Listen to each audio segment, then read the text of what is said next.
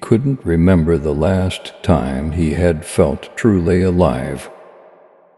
The world around him moved, colors and sounds melded into a dull blur, yet he drifted, a ghost tethered to the earth by invisible chains. It was an ordinary evening when it all began to make sense, or rather, when the terror finally seized him.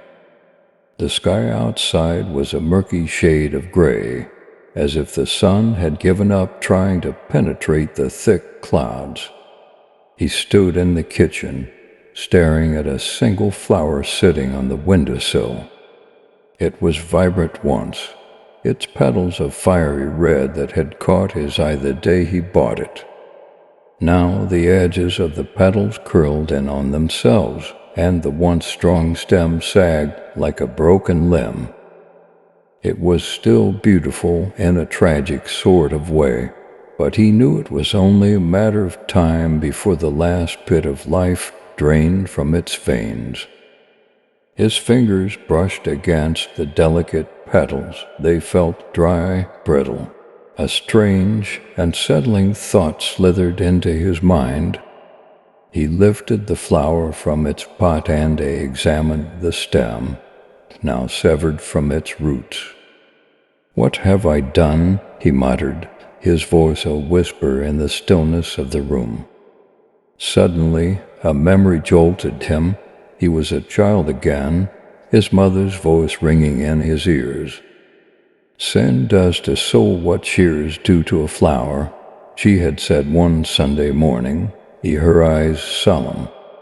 He hadn't understood then, but now he was beginning to. The thought gnawed at him, refusing to be silenced. He saw himself in that flower, cut off, withering. The sins of his past, the mistakes he had buried deep within, had severed him from the source of life. He felt it in the coldness of his heart, the emptiness that echoed in his chest like a cavernous void. Panic surged through him. He dropped the flower, its lifeless form falling to the floor in a silent, tragic descent. He needed to fix this, to find some way to restore what was lost. But how? His eyes darted around the room, desperate for answers. He grabbed the pot, hastily filling it with water. He dipped the stem in, praying for a miracle, but nothing happened. The flower remained dead. Frustration boiled over. He poured fertilizer into the water, shaking the pot as if that should jolt the flower back to life. Still, nothing. The room seemed to close in on him, the weight of his own mortality pressing down on his shoulders. He was just like that flower. No matter what he did, no matter how hard he tried, he couldn't bring himself back to life. The sins of his past had done their work, and the result was final. His hands trembled as he looked at the flower one last time. The realization was a cold, hard truth settling in his gut. Death was the wage of sin, and he had earned it. He had spent years ignoring the signs, the slow wilting of his soul, but now he couldn't escape it.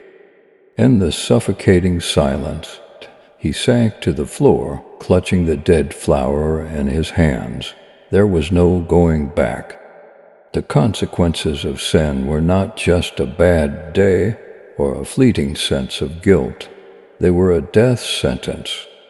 The finality of it all hit him like a tidal wave, drowning him in despair. Dear child of God, please share this message with your loved one. God bless you.